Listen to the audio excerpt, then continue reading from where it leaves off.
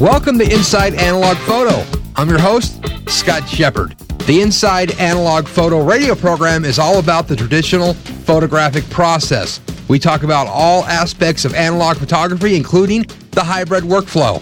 You can find out more information over at www.insideanalogphoto.com.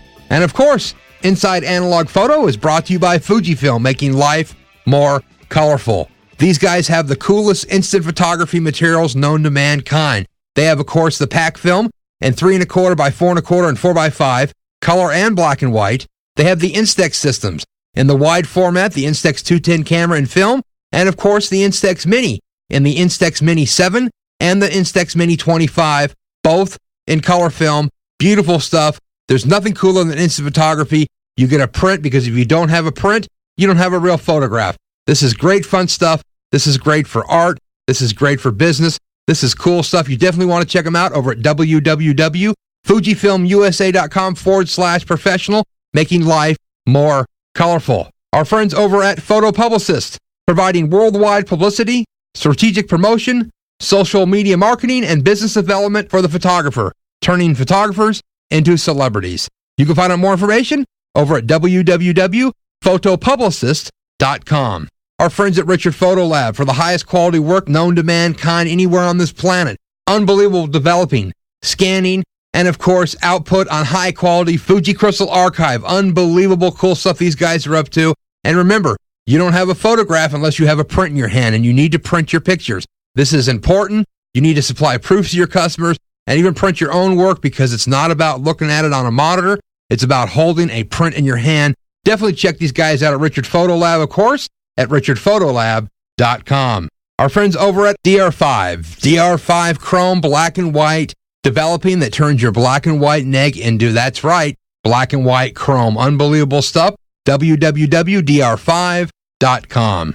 Our friends over at Upstrap upstrap-pro.com for the camera strap that will not slip off your shoulder, guaranteed bar none, the coolest strap around. Our friends at Iger Studios, for the finest quality drum scans known to mankind, igerstudios.com.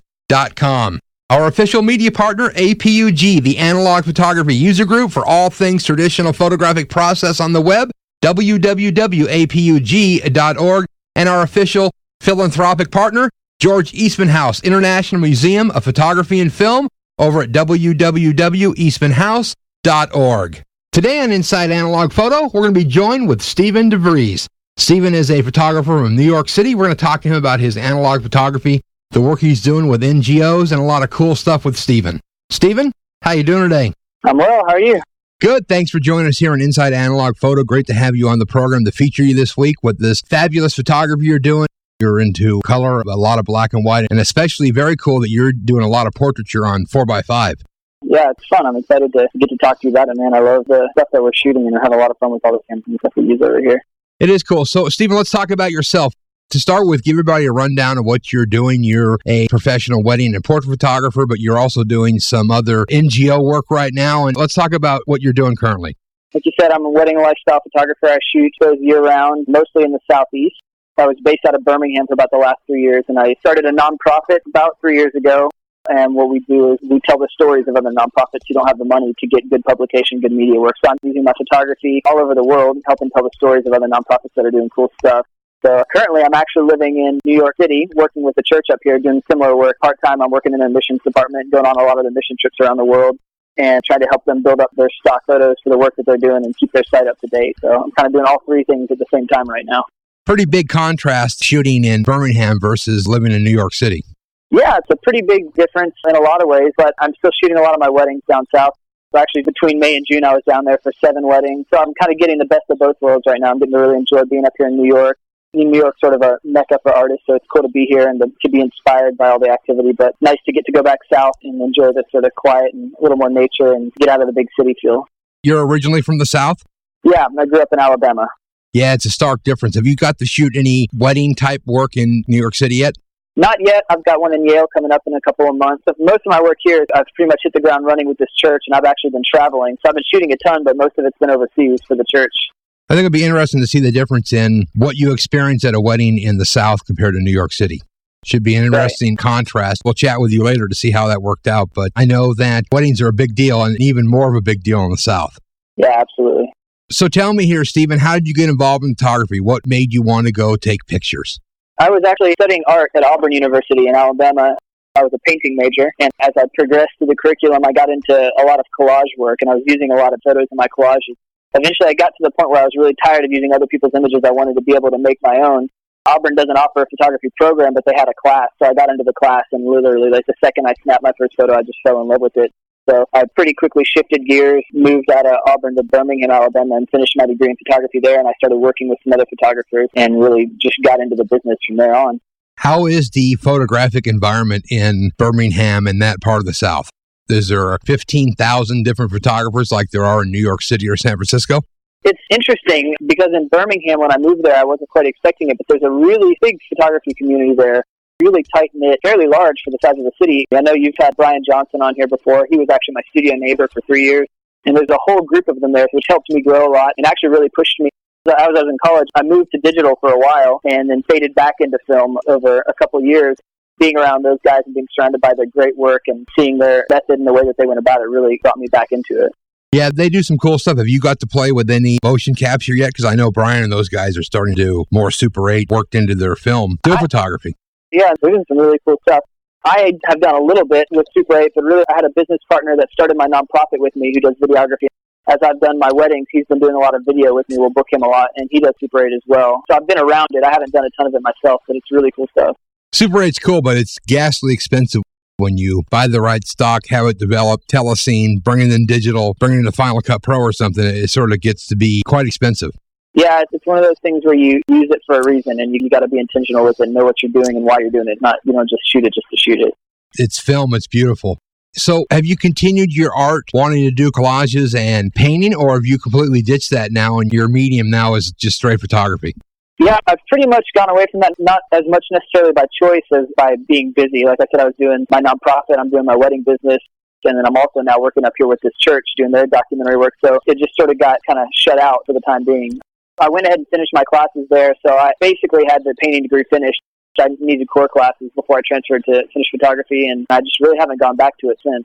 So tell me, what brought you into wanting to shoot weddings, where you're in Birmingham in college and you get your degree with your photography, but there's 20 different ways to go?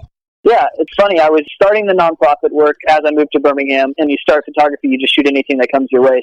So I was shooting some little bands and friends and portraits, and just by happenstance, a person who was leading worship at a church that I attended back at Auburn University when I was there called me up and said, "Hey, I remember you photographing us. Would you shoot our wedding?" And I had no idea, and I told them I'd been to a wedding since I was like 8, and they were like, "No, it'll be fine. We got a low budget. We would love to have you." So I told them yes, and then kind of put it in the back of my mind and forgot about it. I was up in Birmingham doing stuff, and like I mentioned, I moved into the loft building, and my neighbor was Brian Johnson, and there's several other film photographers there, and I ended up assisting a guy named Josh Housen who worked with Brian, and he was shooting weddings and needed an assistant one day, and that was really my start. I went and did a couple weddings with him, got to kind of see how it went, because honestly, when I started, I didn't even know what all happened at a wedding. The last time I'd been to one, I was a kid. Did a couple and enjoyed them. I had a lot of fun with it. My big thing, and the whole reason I started my nonprofit, which is the other thing that I do, is to tell stories. And when I started doing a wedding, the first thing I recognized was that the wedding is about telling a story. It's one day, it's sort of the beginning of someone's new life together, and really having that mindset when I went into it, it just became something that I really enjoyed. So we stuck with it and pushed it and continued to develop our look, our style, and just been going from there. I've noticed on your postings on the blog and so forth that you have a keen eye for grabbing details, and I think it's very important when people are trying to tell the story of a day than just getting candids, but you're actually getting details. There's things that people can look on your website, and if you look at your photography, that a bride might not even see these things because everything goes by in a blur. And it's great the way you're telling the story with these details. Plus, I think it's very cool that this is the type of imagery that magazines want to publish. We hope so, for sure. That's something that I've developed. The first couple weddings, the ones I shot several years ago, I definitely missed a lot of stuff. And going back, I looked and realized that those were some of the aspects of the day that needed to be there, because those are the things that, like you mentioned, the bride may miss in sort of the hecticness and the craziness of the day. Those are the things that she spent the last maybe year even working on and picking out and selecting, and it really helped to tell a story. And that's something I've been, again, developing over the last couple of years, sort of the way that I want to approach doing that and how do I want to get those images. It's another one that's a lot of fun for me, because shooting weddings, you get to be 5 different style photographers in one day. You're doing details, you're shooting people and portraits, you're doing journalism and candid. It's a lot of fun. There's a great dynamic to the whole thing. A lot of people turn their nose up to it, but it is fun, and it is a challenge, and you don't have a chance to do it over. You have to nail it the first time, so it is a challenge. It's cool, though. Tell me about the gear you're shooting with. I know you're shooting black and white and color and you're doing large format that we'll get into, but tell me what you typically shoot with. Most of my portraiture, I'm shooting medium format. I'm shooting the Mamiya 645s. I've got an AFD and an AF, which is kind of my camera of choice. And I've got a couple other ones. If you look at my work, you see I shoot a lot of Holga with an old flash taped on top of it. It's just something I found that I really love. And a lot of my grainy black and white stuff, I'm shooting with an old Pentax K1000 that I take pretty much everywhere I go. And then I'll shoot a Canon 1N from time to time as well for other 35mm stuff. So you're the type, you always have a camera with you. You don't leave the building without a camera. Pretty much, yeah. Actually, my fiance got me a Olympus 10E half frame that pretty much goes with me all the time. Just recently, about a couple months ago, that's been a lot of fun, and it's pretty much always there. No, those are very cool. Definitely cool. Yeah. They have a unique look, and you get, 70 shots out of a roll? I think 72, actually, yeah. It is very cool, and I think with the quality of film these days, a half frame's okay. Yeah, actually, I'm working with Richard Photolab, and I actually have them scanning them as diptychs, so it creates a whole other thing. You're thinking 2 shots at a time, what's the next shot going to be, and how's it going to work with the last shot that I took. Oh, so you got them scanning them as one frame then? Right, exactly. Just scanning it like a typical 35mm frame with 2 images on it. Right, so like you said, if you're trying to tell a story, that's something you would think about. Okay, what did I shoot the last shot? What can I put with this one that would be a complement to the first one? That's cool. Yeah, it's a lot of fun. So tell me, what kind of film do you like to shoot? What do you shoot in color? What kind of film do you like for black and white? What are you using for which? My color stuff, I am shooting almost exclusively Fuji Pro 400H. And that was a recent thing. I shot Kodak for a long time, and I just kind of never gave Fuji a try. Thought I'd try it out about, 7, 8 months ago and just loved it. So I'm shooting all Pro 400H for my color stuff. A little bit of the Fuji 800, but I hear that that's not coming around anymore, so I'll be running out of that soon, I guess. Yeah, you need to go down to B&H or Adorama and sort of load up on that. Yeah, it's a fun film. So I shoot that from time to time, but pretty heavy on the 400H. My black and white stuff, again, I'm running into the same film. One of my main black and white films for the last 3 or 4 years has been Neopan 1600 Fuji. And again, that's another one that they're not selling anymore. It's just something I used to do in college that I switched to just in the last 5 or 6 weddings I've shot. Is I'm shooting pretty much all Tri-X, mostly 35mm, a little bit of 120, but I'm pushing it a lot to 18 and 3200. So that's what a lot of my black and white work is with now. Are you shooting the color at 4, 200, 100? Are you really overexposing this a lot? And have you tried underexposing it as well? Yeah, I've underexposed it by accident in the past and didn't love the effect on that. I'm shooting my 400 at 200, and then I'm metering for the shadows, so I'm really overexposing it by probably a good 2 stop. Wow. Now, are you using meters built into the Mamiya, or are you hand metering? No, I handheld meter everything. Wow, cool. Tell me about this large format. I know if you look on your webpage, there's lots of examples of large format portraiture. I know you've been shooting some weddings at large format. Tell me how you got into the whole 4x5 gig. Yeah, that was another one of those things that just sort of fell into my lap. My photography professor at Auburn that taught me the one class that I took. I worked for her husband at an art museum installing art. And one day he just came to me and said, "Hey, I got something. Check this out." Pulls out this large format camera. And to be completely honest, I had no idea what it was. I could tell it was a camera because it had a lens. But we hadn't learned about that in school, and I had no background in photography. And I just thought it looked like an old antique of some sort. And he said, "It's a 4x5. If you want it, I haven't used it in years. Take it and play with it." So I took it. I took a shot with it. Someone helped me. And at the time, to me, it was such a hassle to deal with that I put it in my closet. And it sat there for several years. I was up in Birmingham, and a friend of mine who was a photographer that I really looked up to came over one day and said, "What in the world? Why do you have this thing sitting in your closet?" And I told him, "I don't know what it is. I don't know what to do with it." So I think he gave me a book, or he sent me to a website, something or other. I started reading some stuff. He sent me some of Richard Avedon's work, and I pulled it out, and I haven't stopped shooting it since. Yeah, it definitely has a unique look to it. Yeah, straight off the bat, you're getting killer resolution just because the negative's so huge. But on top of that, you're getting a different look, not just because of the camera itself, but because of the way that you have to shoot it. I think it's a lot more methodical. You've got to slow down. You've got to be very intentional about what you're doing. Whereas a lot of my other work is on the fly and documenting. This is something that slows the pace down a little bit, and you get to kind of articulate thoughts in your head on the film. It's just something really fun about it. Now, are you shooting most of your Polaroids with the 4x5, or you have a back for the Mamiya? I do both. I shoot a lot with the 4x5, but on my wedding days, I'll shoot a lot with the Mamiya as well. The 4x5 one, it's a little more beautiful as a product if you're thinking of it as an end result because it's a full frame and they're huge.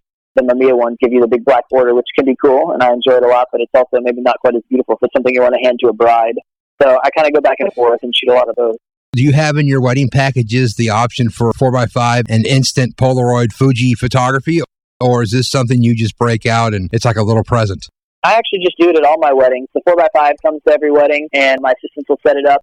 And then whenever the couple sees each other, whether it's before the ceremony or if it's right after the ceremony, I'll snap a couple Polaroids, and we frame one up and give it to them so they take a Polaroid with them when they leave. Something that they get to take something with them and have something to remember the night by the second that they go. and 645 ones I shoot throughout the day, both for being able to give them a stack of Polaroids, which is really cool, but also for keeping up with the camera, because I've had shutters go out before, and a lot of times on those kind of cameras, you might not notice it. Shooting Polaroids throughout the day keeps me confident that the camera is performing the way that I want it to be. Tell me about the Mamiya. Now, you're using an AFD, AFD3. Which one do you have? I've actually just got the original AFD, and then I've got an AF as a backup. Are you manual focusing or using autofocus? I'm manual focused most of the time. Actually, originally, I was shooting an old Mamiya C220 a lot. I was shooting a lot of square format, and I was having trouble focusing it a little bit, and I was missing the focus by a hair. So I actually bought these originally because I wanted an autofocus camera, but I wanted medium format. I didn't want to just shoot 35. But the focusing motor is kind of loud, and honestly, I just enjoy manually focusing better. These ones you can dial in the diopter to match your vision and just fly with it. My settings on manual focus it. It just gives me a lot more control over what I want to do. Very cool there. So tell me about things that you want to do with your wedding photography and your other work that you haven't had a chance to do yet. What do you look forward to try something different or something you haven't got to do shooting weddings? And I would love to shoot a lot more 4x5. There's an image I put on my blog today of a groom kissing a bride on the shoulder with a 4x5. And that wedding, the bride and groom were friends of mine. Another friend of mine co-shot the wedding with me. So there was a lot less pressure on either one of us for the day. And so I actually got to carry the 4x5 around and shoot it all day long. And even still, I was responsible for certain parts of the day. So I would love a day where I could just shoot 50, 60 frames of 4x5 throughout the day. And then again, another thing I mentioned before that I love at weddings is shooting the whole with a flash on black and white and just get this real classic old school look. Something that you might have seen in your grandparents' wedding album. And I would love to shoot a whole wedding like that.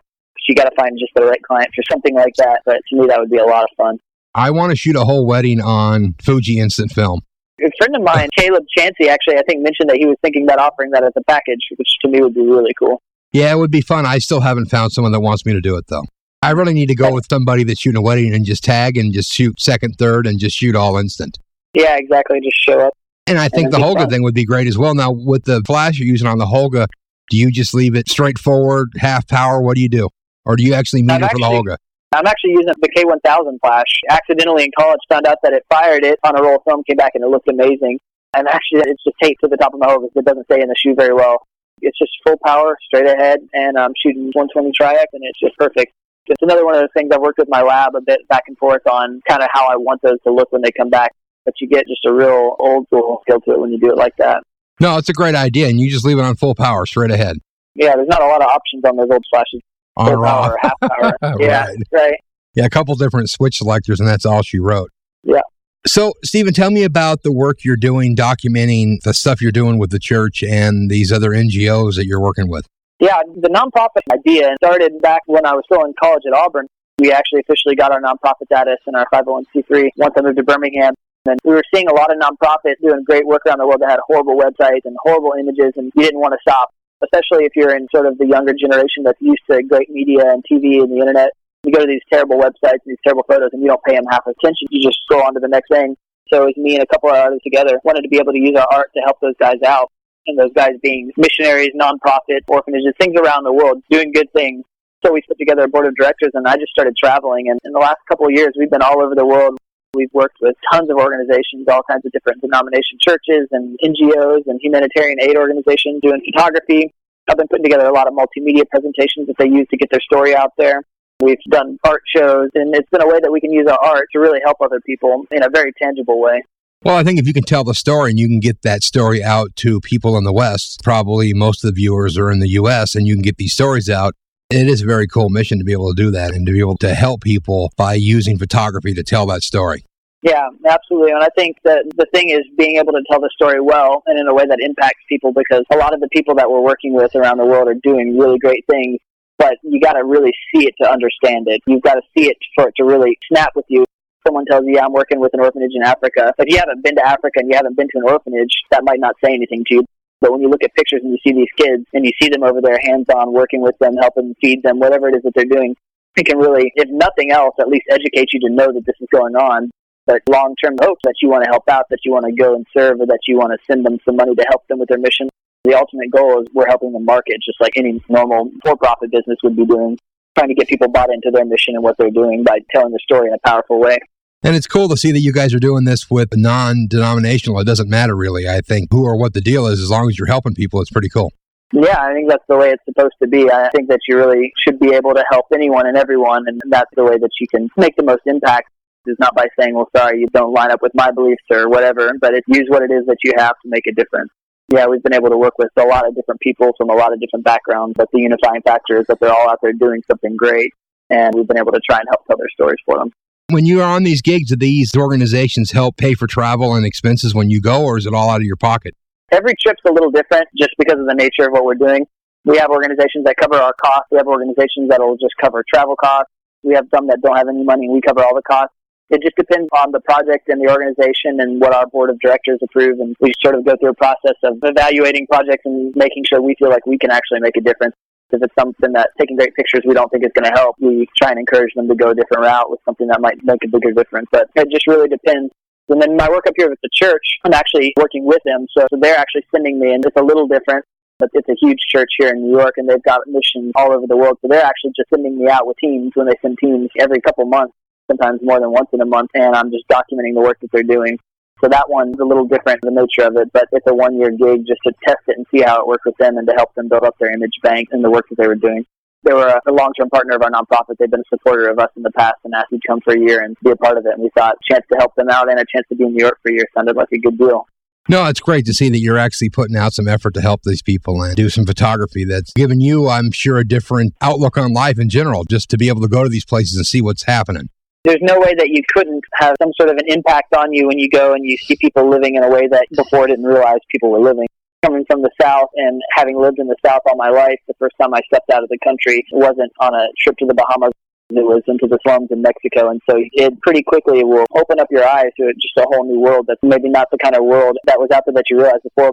But it makes you realize that there are these people that are living like this, that they're doing this every day, and it definitely gives you, or gave me at least, the urge to do what I could to help out and do what I could to make a difference. What's the craziest place you've been to? The craziest place I've been to? Maybe Haiti. I went to Haiti in 2009. I landed about 2 days after Hurricane Ike just wiped the country clean.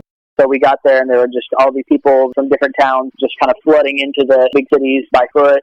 We spent a lot of time way out in the little bitty villages. We actually visited a village that told us we were the first white people that had ever actually come into their village. I guess the crazier part about that is it's an hour and a half flight from Florida. It's not like we were halfway across the world. They're an hour and a half away from the entire country full of Americans who no one had ever actually been to their village. That is pretty crazy when you think about it. Yeah, it's wild. How was your trip to Russia? Russia was interesting. Maybe not the most pleasant trip. The projects and the stuff that we were supposed to be shooting fell through. Maybe this isn't all bad, but we ended up really just street shooting for about a week. We were supposed to have some shoots scheduled and some interviews and some work, and it all fell through. The part that I guess was probably less pleasant was that the people that we encountered, for the most part, weren't too friendly to us. And I think that in the big cities, I've heard tourists, which you come up with a bunch of cameras and they think you're a tourist. And also with Americans in general, they just weren't super friendly to us. So it was cold, and there were a lot of unhappy, unpleasant people. But it was a beautiful country, beautiful city, and we got some great images out of it. Better looking back at it than it was being there, I think. Yeah, where's the coolest place you've been? Yeah, I've spent a lot of time in Kenya, and Kenya has been one of my favorite places just because the people there are so awesome.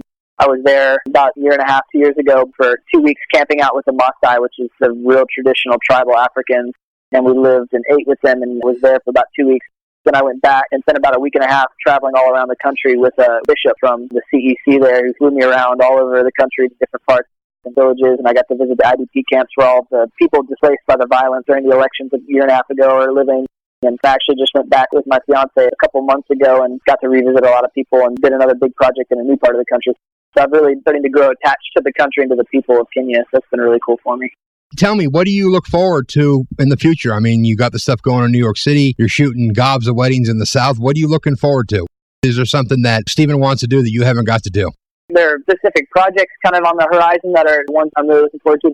But long term, once this deal here in New York is done, to be back down in the South, to open my studio back up. We kind of closed the physical studio itself, closed it down, and to getting a studio space again and being able to really dig back in. I'm making a big push just because it's in my brain. I really want to do a lot more lifestyle commercial work, sort of lifestyle fashion. That to me would be the next step beyond the weddings. The weddings are fun, and I'm definitely going to keep doing those, but I want to add that to my repertoire. So I've actually got 2 big test shoots lined up in August down in Alabama with hair and makeup and models and wardrobe stylists that I've been putting together. And I'm looking forward to getting a lot of that stuff in my portfolio and then trying to do some of those type jobs on top of this other stuff that I'm doing. Your photography is great, and the colors, the use of the film, and especially the 4x5 Fuji and 4x5 black and white.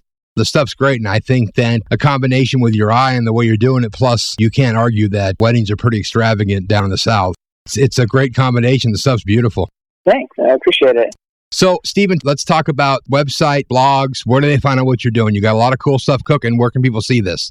If you go to StephenDevriesphoto.com, that's the landing page for my three main sites. So I've got Stephen Devries Photography, which is my sort of lifestyle commercial, and then a lot of my reported work. Stephen Devries Chronicles is my blog, and I combine all of my work there. So I'll blog weddings, I'll blog personal work, I'll blog my travel work. That's kind of where you can find everything. And then StephenDevriesWeddings.com is all my wedding and family and that sort of stuff. So I've got the three, but if you go to StephenDevriesphoto.com, that gets you to the landing page for all three of them. Yeah, like I said, this is great work, buddy. I really appreciate you spending some time to chat about your work and all these great things you're up to, and the photography is fabulous. And so cool to see you using film in this age of digital and how you can make this beautiful photography and how people just eat it up. It's great stuff. Yeah, it's a lot of fun. Stephen, thank you so much, buddy. We look forward to chatting again real soon. Yeah, thank you. Well, there you go. Stephen Devries. Boy, what a cool guy. A lot of great work he's doing. Beautiful photography, weddings, a lot of stuff going on in New York City, and of course, his hometown of Birmingham, Alabama. Pretty neat stuff with Stephen. Definitely want to check out his website. Beautiful work. The Inside Analog Photo radio program has been brought to you by Fujifilm for their full line of instant cameras and film, and of course, fine quality Fuji Crystal Archive paper over at www.fujifilmusa.com/professional. Our friends at Photo Publicist, worldwide publicity, strategic promotion, social media marketing, and business development over at www.photopublicist.com. Our friends at Richard Photo Lab for the finest quality lab in the country, richardphotolab.com. Our friends over at DR5 for black and white chrome at dr5.com. Upstrap for the finest quality camera strap that will not slide off your shoulder at upstrap-pro.com. Our friends over at Iger Studios at igerstudios.com. And of course, our media partners of the Analog Photography User Group at apug.org, and our official philanthropic partner, George Eastman House over at eastmanhouse.org. I've been your host, Scott Shippert, here on Inside Analog Photo. We'll be back next week with more great analog photography.